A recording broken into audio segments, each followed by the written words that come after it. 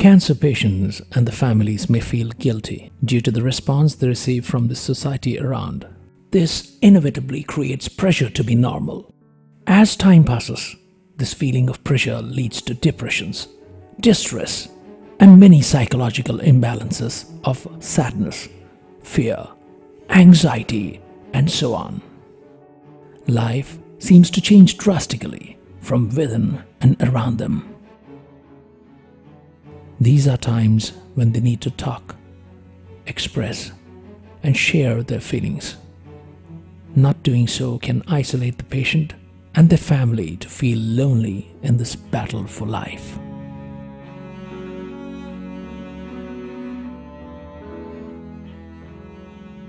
Abroad, the cure rate is around 90%, even more in certain kinds of cancer.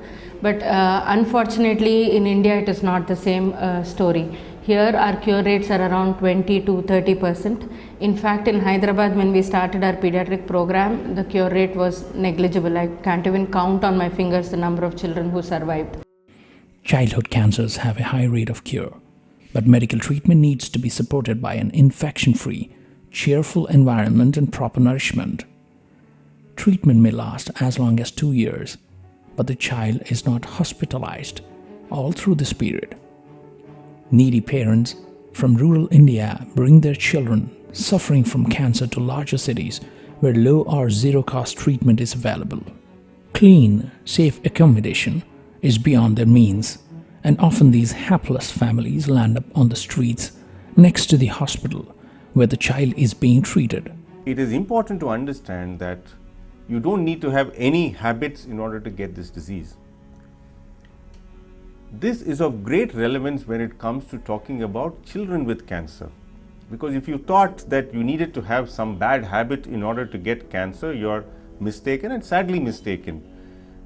Because children, starting from somebody who is newborn and only a few weeks old to whatever your upper limit of calling somebody as a child might be, are not immune to this disease.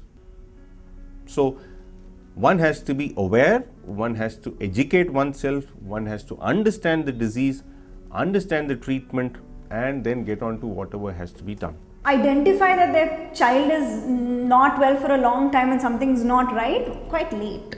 And then by the time that they cross all these barriers and get to the hospital, they're already very scared. And then in the hospital, the doctor says, this is the diagnosis, cancer, and this is the treatment protocol.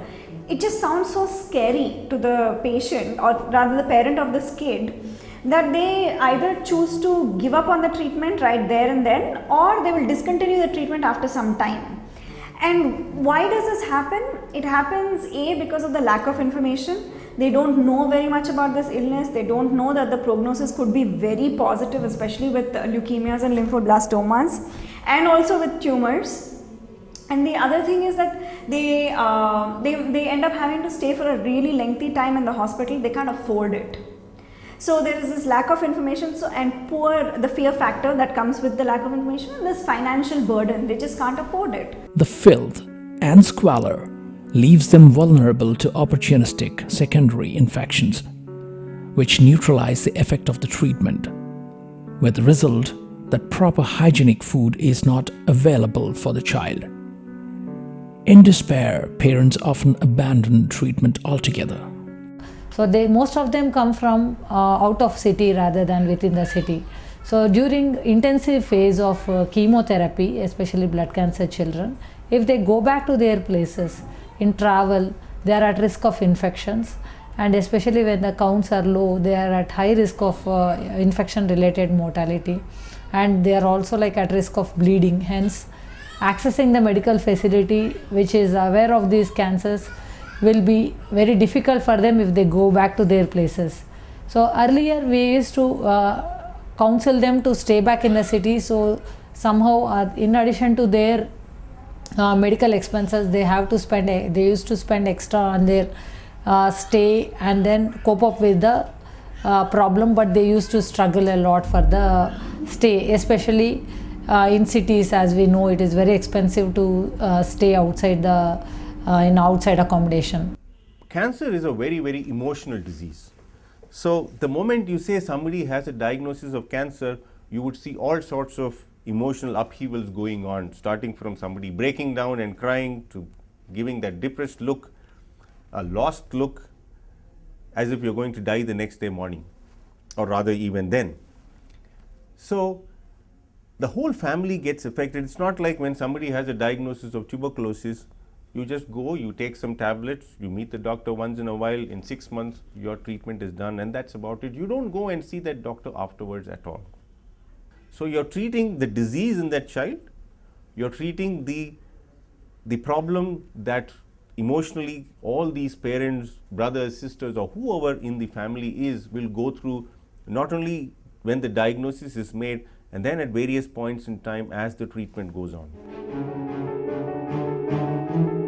For ages, man has researched on happiness and the source of it. Some believe happiness is relative and not absolute.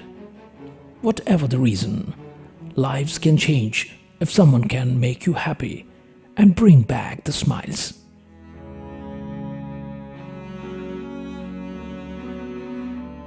Hyderabad వచ్చి 5 నెలలు అవుతుంది sir. మాకు హాస్పిటల్లో treatment ఎంత ముఖ్యంగా జరిగిందో సెండిషన్లో కూడా మాకు అంత సహకారం అందింది. దానివలన మేము బాగా ఉపయోగపొందాం. ఈరోజు మా పిల్ల ఇంత ఆరోగ్యంగా ఉంది అనడానికి కారణం సెండిషన్. It's been 20 years to date since I was diagnosed with a cancer way back in 1995. I've been very fortunate and blessed that I had my parents to care for me. I had the means to get medical treatment and had the support and love of all the people around me. And here I am today talking to you. So we at St. Jude's actually offer a holistic care. In addition, we offer the support and the love and the intellectual stimulation required to make their lives better. So other than the basic stuff of hygiene, cleanliness, nutrition, awareness of the disease, children from St. Jude's actually, the parents actually go through a catalytic change in their lives about the way they should really live.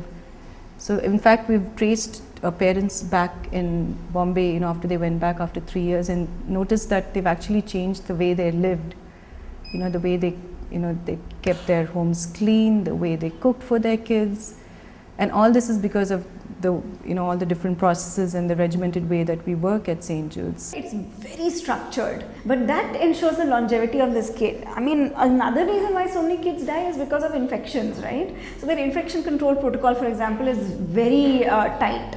So that puts St. Jude's cut above the rest. One of our friends, we came to know about St. Jude's, which is providing accommodation free, absolutely free of cost for all these cancer children who are poor. So they are at least one cost of treatment, which is like staying back, accommodation part will be taken care. So which makes a significant difference for them actually.